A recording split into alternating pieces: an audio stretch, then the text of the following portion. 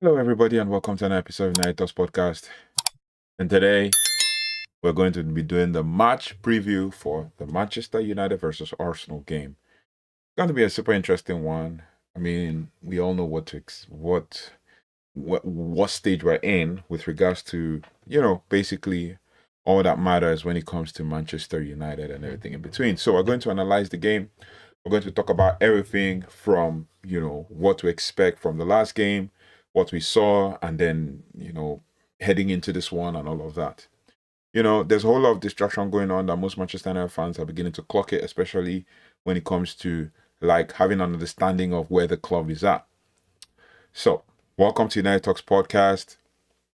And if you had told us weeks ago, basically that we will be heading to the North London with a smile on our face and with a bit of momentum coming from the manager bounce, would have called you probably delusional because of what we've been going through over the last couple of years. We're a club in a free fall, basically, haunted by the theater of screams after being out of both cups at the first attempt. I mean, of the Carabao Cup in the hands of Grimsby Town, and of the FA Cup in the hand of Brighton and Hove Albion. But then Michael Carrick happened. I mean, just one match, one Manchester derby, a 4-2-3-1 masterclass, and a 2-0 win over City.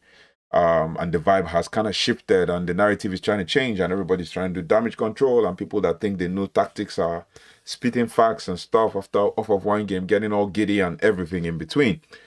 The silent conductor didn't just win; he gave the squad their dignity back. But now the honeymoon phase faces its ultimate test. Do we get another manager bounce? We aren't just playing a rival; we're playing a team that hasn't lost to us in 7 straight games. We're going to give you all the stats. We're going to break down everything. Walking into the Emirates to face Mikel Arteta's league leaders, Arsenal, title contending Arsenal. Is this manager bounce going to continue? Is the Carrick bounce real? Or are we heading into or walking into a tactical trap? This is a Pep Guardiola prodigy that has evolved in the game and all of that. And today we're going to break down the blueprint for a potential upset. So let's get right to it. Let's break it down. Let's dig deep and dive into all of this. Now, the history of the fixture. Now, we're going to talk about the head-to-head. We're going to talk about tactical analysis. We're going to talk about historical context and everything in between. You know how we do it here, right? But yeah, basically, what do you guys think about the game? How do you think Man United is going to approach this game? And what do you think is the next step for us as a team? Let me know your thoughts and feelings in the comment section. So, with regards to the head-to-head, the history of the fixture is the history of the Premier League itself. That is the fact. The history of this fixture is the history of the Premier League itself. But lately, it's been a one-way street, especially from the Arsenal side. Now, we're going to talk about the streak. Arsenal are currently on a 7-game unbeaten run against Manchester United, dating back to 2023. Also, with recent memory, in our last meeting in August 2025, Arsenal walked into Old Trafford and walked out of Old Trafford with 3 points after a 1-0 win, and they've become our bogey team, finding ways to win late or even win through set pieces. Think about that, and think about that heartbreaking Declan Rice goal in 2023. These are the things that you think about and you say to yourself, what do we expect from this game? Overall, United still hold the historical edge over Arsenal with 99 wins, which is more of what you say 10 wins away from and 10 wins more, and Arsenal will eclipse Man United's 99 wins. And if Man United win, it makes it 100 wins over Arsenal's 89 wins, basically. Arsenal have got 89 wins, but we haven't tasted victory at the Emirates in the league since 2017. So it gets even worse, right? It gets even worse. We're going to talk, that's basically a start for you, right? Let me see if I can get you guys the match insight for this game, because truth is, in as much as we want to be positive and expect the best out of the team and expect the best out of something from the weekend, we have to also spit the facts and say what we are seeing, right? So with regards to Arsenal, I think that's the match insight I just gave you, basically, right? Arsenal haven't lost in 11 matches and have kept the most clean sheets in the league. In 11 home matches, that is Arsenal for you. Now, with regards to other things, as you can see on the dashboard here, just going to go through it. In the last 5 games, with regards to recent form, Arsenal have won 3 and drawn 2 in the Premier League, while Man United have won 2 and drawn 3 in the Premier League. That's just the Premier League alone. In all competitions, Arsenal, they've surpassed Man United. They have not had any consecutive scoring streak in recent times. No consecutive scoring streak, basically. Obviously, Man United have had 10 of 22 consecutive scoring streak. The last record we've had is like 36. And as I told you earlier, head to head and all of that. With regards to team ranks and statistics, Man United are 3rd in goals ranking. Arsenal are 2nd to Man City. With regards to assists, Man United are 4th. Arsenal are 2nd. With regards to shots, Man United are 1st. Arsenal are 4th. We've had 330 shots. Arsenal have had 296 shots. With saves, Arsenal are 20th because they barely have saves. I mean, many people, they're last on the table with regards to saves because the keeper barely saves the ball. But he keeps a clean sheet, innit? Man United are 19th with 44 saves. Arsenal are 20th with 30 saves. What does that mean? Potentially, we have not considered so many shots. That's interesting. And then with regards to cards, yellow cards, Man United are 18th. Arsenal are 20th. Man United have basically 31 yellow cards and Arsenal have 30.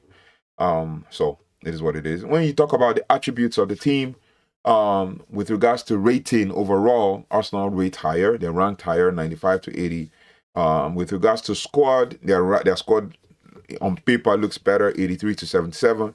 With regards to goalkeeper, their goalkeeper looks better, 84 to 70. With regards to defense, they're way better, 82 to 70. These are all ratings. With regards to midfield, well, that's where there's a bit of competition.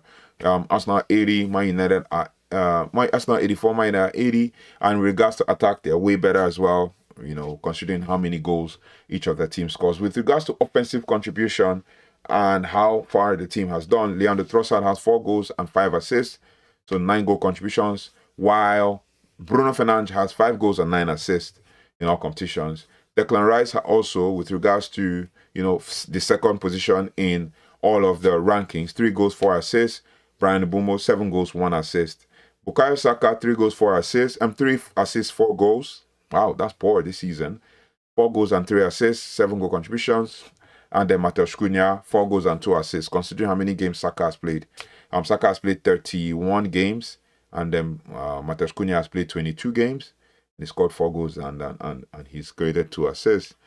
And then Eberici Eze, the next in line, he has 2 assists and 4 goals. Benjamin Sesko has 4 goals and 1 assist. With regards to wins in the Premier League, Arsenal have 15 wins, Man United have 9. Arsenal have drawn 5, Man United have drawn 8. Arsenal have lost only 2 games, Man United have lost 5.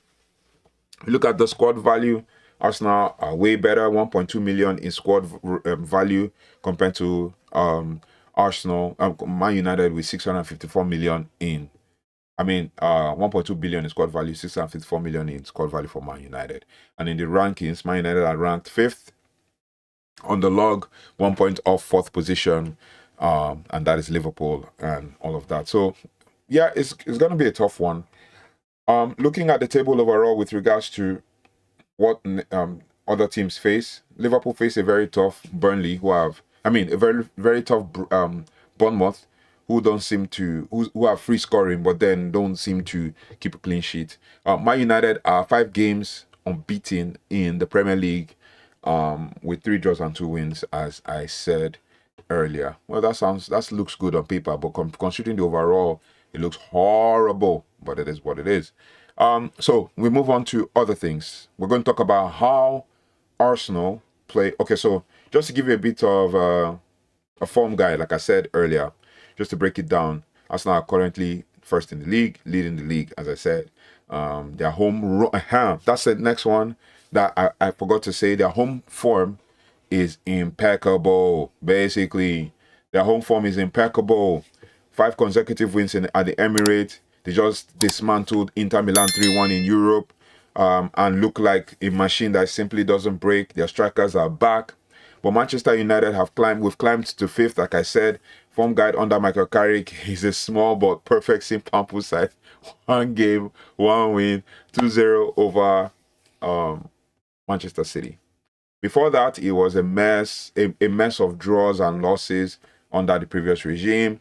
In the last 5 games before Amorim was sacked, there were draws. In the last 2 games before Fletcher was sent back to the academy, the only 2 games he coached, 1 draw, 1 loss. And now we have 1 win under the new regime of Mikel Carrick. Then the question is, can a team that has only been coached by Mikel Carrick for 10 days match the 3-year automation of Mikel Arteta? Like, when I mean automation, they've built a squad that have been coming second for 3 years in a row. Yeah, that is what can we beat Arsenal? That's the question. Now we're going to talk about how Arsenal play. Mikel Arteta has evolved, and he's no longer just a Pep disciple. He's built a physical monster.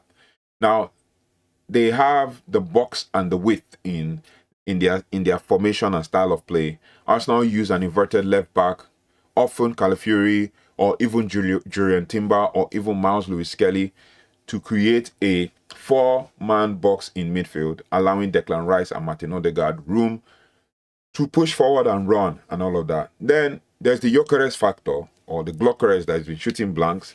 Unlike previous years where, they lack the clinical edge, the signing of Viktor Gyökeres has changed everything. He provides a physical focal point and occupies both centre-backs, creating 1v1 isolations for the winger. So if he occupies the centre-back on this side, the winger is isolated against a player like Bukayo Saka. Then number 3 is basically the high press. Arsenal lead the league in high turnovers. So we need to take full advantage. They want to trap you in their own defensive third and force a mistake within 6 seconds of losing the ball. Now, we're going to talk about basically how Arsenal tend to win. When we talk about set pieces, that's where they're really, really, really, really dangerous. So we have to look at it from that perspective to get us a sense of an idea of how Arsenal approach the game, which takes us to Arsenal's key player.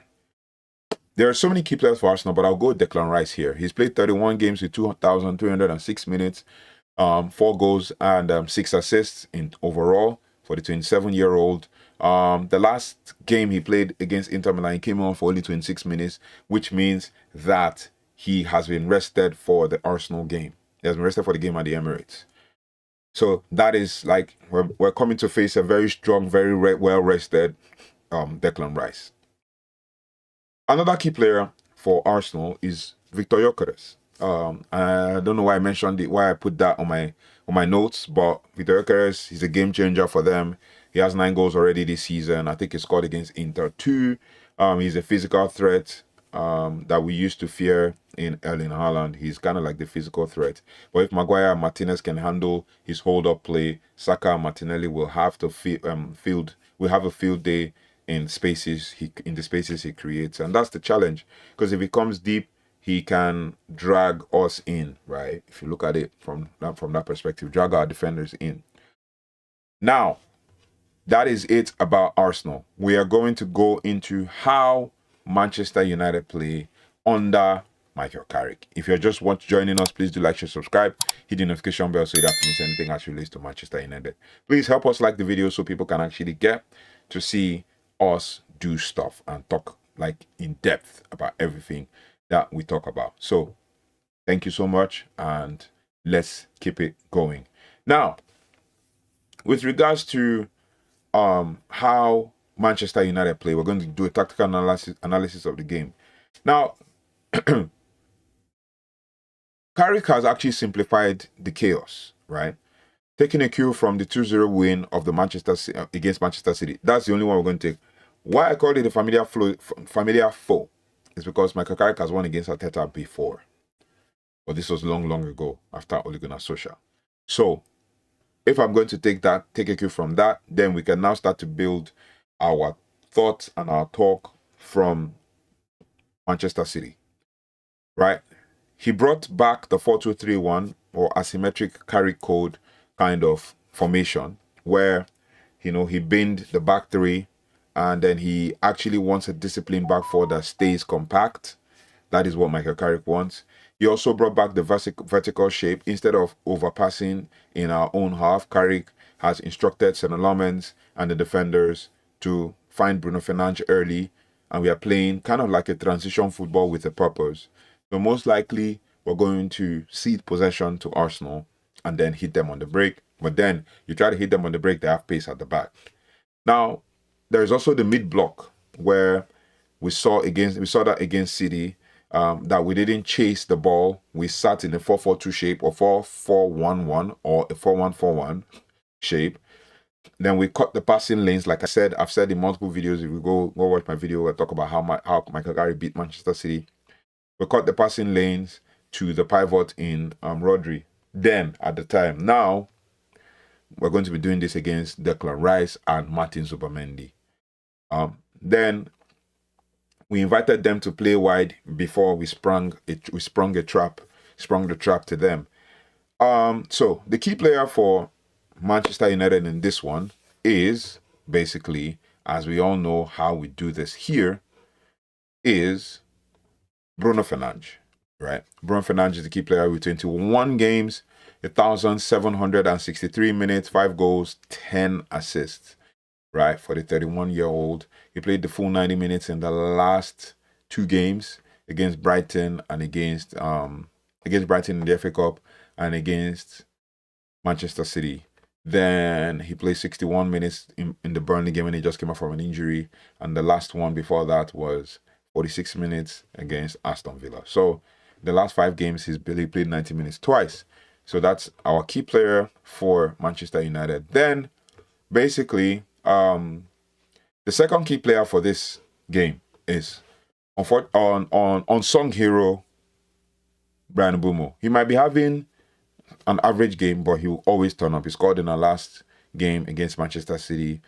He's played 18 games so far. And when I saw it, I was surprised. 18 games alone. I mean, others have played 21. And Bruno has played 21. The rest have played almost 25 games. 8 goals, 1 assist, basically. Doing really well. Just came from the AFCON, played 2 consecutive 90 minutes at the AFCON. And then, obviously, he played 71 minutes in the last game. Now, we're going to go to the lineups. We kind of changed it up a little bit because I didn't really touch on the lineups for Arsenal. This is how I expect Arsenal to line up. Now, I expect Arsenal to line up with David Raya in net, Gabriel Saliba and Gabriel Magalhaes, both Gabriels, in the back 4-4-3-3. Jurgen Timber plays left back as he's done in the last Premier League game, and then Ben White comes back in right back, and then you have Declan Rice, Zubimendi, and Martin Odegaard. We could see a potential 4-2-1-3, or we could see a potential 4-1-2-3, or 4-1-5, or 4-2-3-5, or 3-2-5, basically, right? So it depends on how you see it. If Jurgen Timber drops into the back line to form a back 3, Ben White flies up the flanks, Declan Rice on the left side, Zubimendi, and Martin Odegaard in the middle, or Martin Odegaard goes to the middle and behind the front 3, and then Ben White joins the attack just to support whoever is playing in the attack. And I went with Martinelli. Pace on the left, him and Dalot have a battle to deal with if Dalot is starting.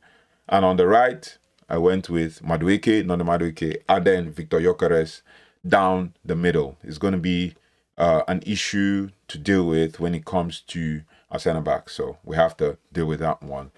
Shaw's going to be kept busy if Shaw is starting. So that is my starting lineup for Arsenal against Manchester United. Predicted starting lineup. And then for Man United, my predicted starting lineup goes like this, basically. So, like I said, predicted lineup starts with St. Lomens in net, and then Licha Martinez and Harry Maguire and the centre back spots. Basically, it's going to be super interesting to see how these guys deal with the strength and the pace of Gyökeres. Basically, if they can nullify him, then it's key because we're going to play 4-4-2 or asymmetric 3-2-5, kind of similar to what Arsenal are going to play if Shaw tucks in. I think Nusa Majraoui is back now, so most likely we'll see a change at right back with Dalot. Maybe if Carrick wants to risk it, maybe Dalot plays ahead of Nuzai, and then Nuzai comes in second half, because Dalot will give, Nuzai Majraoui will give Michael Carrick an option. So I'll go with Dalot, Maguire, Martinez, and Dalot, Maguire, Martinez, and Shaw. And then in the centre back spot, centre midfield spot, the double pivot will be Kobe Mainoo for control, Casemiro for dictation, like control and dictation, Casemiro for defensive prowess, and with regards to blocking the passing lanes and everything in between. And then for Ahmad and Dogu, wingers, Dogu on the left, Ahmad on the right, Bruno Fernandes as the number 10, the single number 10, and then Brian Mbeumo as a striker. Now, I'm looking at, repeating the same thing from the City game. But when you look at it, the front three is full of 3 left-footed players, right? In this squad, we have, it's left foot dominant. Anyway, not saying no, we have 4 left-footed players and 6 right-footers, but then, or 7 right-footers if you include the goalkeeper. But our front three is all left-footers. So Dogo for the crossing, Ahmad for the cutting, Mbeumo for the pace. If we can handle Arsenal's flanks, then we'll be okay. We need Ahmad's aggressiveness because obviously Jurgen Timber is a bit aggressive as well. Could be Mainoo for control, Casemiro for those one quick passing transition kind of play, which suits him as well. Then Mbeumo for the pace, if he can deal with the pace of 2 strikers, or with Bruno running right behind him and engaging Saliba and co, that gives Dogu and Ahmad an opportunity to run in behind. Now that I've given you the Spirited starting lineup, we're going to talk about the key strategies to win, basically. How can Manchester United beat Arsenal? Right? And I always give you guys 4 key strategies, and we're going to use it to wrap this whole thing up. First and foremost, if United are to leave Emirates with 3 points, Man United must execute 4 pillars or 4 strategies. First, which is number 1, neutralize the Saka island. If Saka is starting or Madueke is starting, if they isolate us, neutralize. Arteta wants to isolate Saka against our left back, whether it's Luke Shaw or Patrick Dogu. They cannot be left alone. So Carrick must actually use a support shadow like Mainoo or a winger to double up on Saka against the moment he touches the ball. That's kind of similar to what to what Guardiola always does. Use the wingers to try to isolate the players and all of that. So if we can double team, or form a triangle around that side of the field with Dogu, and let's say on the left side, because Dogu is starting, Dogu, Shaw, and Mainoo, that allows for Martinez to be free to block the passing lane if Saka is is able to cross it in, right? Then on the other side, if Martinelli is playing, then Dalot has his job cut out. Dalot, Casemiro, and Ahmad drop back in defense. Maybe if Ahmad is up top, then Mbeumo drops back in defense to kind of create that triangle to double team or triple team him and all of that. That helped against Manchester City to nullify the wingers. That should also help against Arsenal to nullify the wingers. For us, we will become unpredictable. But obviously, wing backs or full backs cannot be left alone. So a support shadow in Mainoo on this side and Casemiro on the other side to kind of intercept and block, which allows or frees up the centre backs to engage in the late runs into the box, as well as Viktor Gyökeres. So, yeah. The next strategy is to exploit the high line with Mbeumo. So Arsenal are very fast, right? They're very fast. Saliba and Gabriel are fast and aggressive, but they play near the halfway line. And Brian Mbeumo's diagonal runs behind them, triggered by a Bruno Fernandes through ball, is our most likely route to go. So we have to look at that as the option and an opportunity to actually pounce on them. Now, which leads me to the third goal, because the truth is, in the third strategy, the first one is basically take the opportunity, play in between the lines, play through the middle, find that through ball, and ensure that Mbeumo takes on them one-on-one. And Ahmad is only running on this side. Dogu is already running on the left side. Then the third point is to win the second ball battle. Arsenal thrive on knockdowns. So Casemiro has to have a vintage performance, clearing up the scraps in front of the back 4 to prevent Odegaard from getting, a second look at shots or second look shots or whatever you want to call it. But we have to, defend the knockdowns, especially with Casemiro coming in. And then which takes me to the number 4 strategy to win against Arsenal.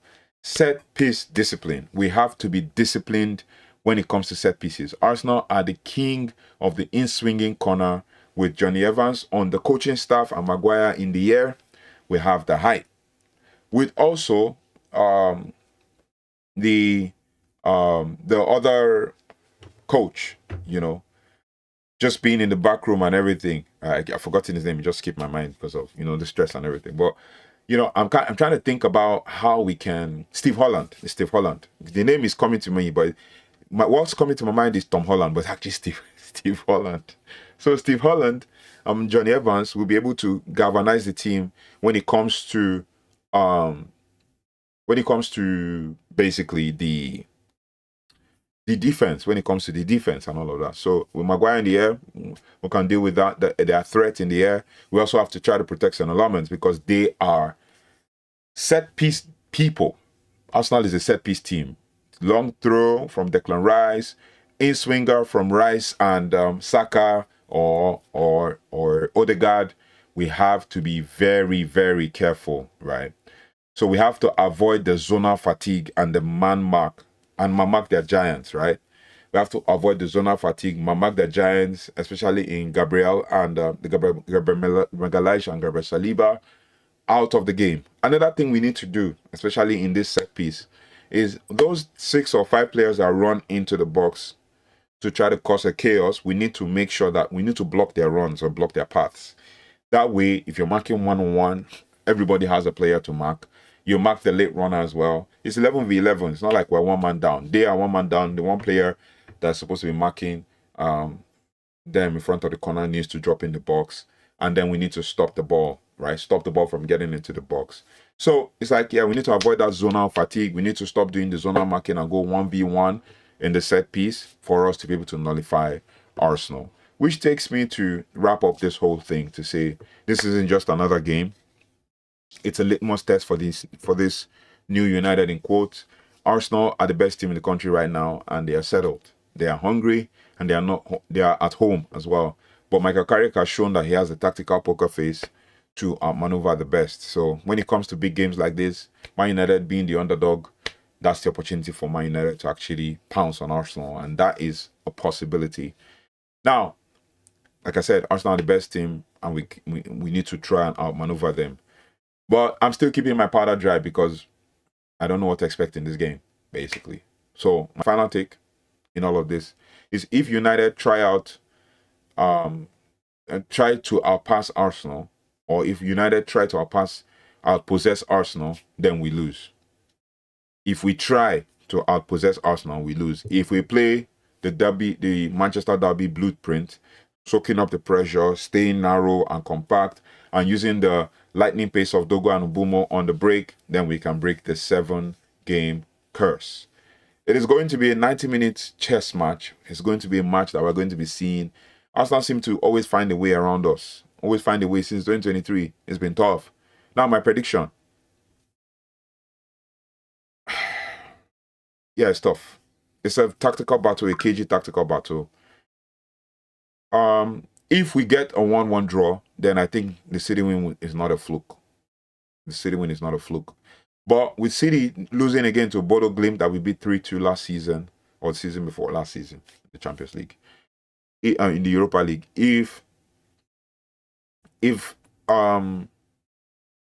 Now the City win, like I said, the Manchester Derby win brings, and the City losing to Bodo Glimt brings the win into context to say, was it that City were in crisis or United were winning, or we're simply good on the day? But it could be both, right?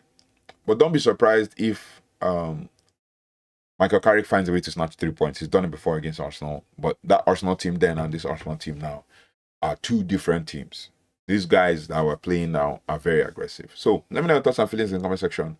I mean, we could talk on and on about this game and all of that, but I just thought to give you that tactical analysis to break down the game so you can actually understand what's actually going on. But yeah, let me know your thoughts and feelings in the comment section. I'll see you on the next one. Don't forget to like, share, subscribe, hit the notification bell, like the video so that every other person can get, a sense of what is actually going on. Like, share, subscribe, hit the notification bell so you don't have to miss anything as relates to Manchester United. Thank you so much for watching. Thank you so much for liking, sharing, and subscribing. Thank you for helping us get to 3,000 subscribers. We'll continue to grow, continue to build momentum together. I'll see you on the next one. Take care, goodbye, and God bless.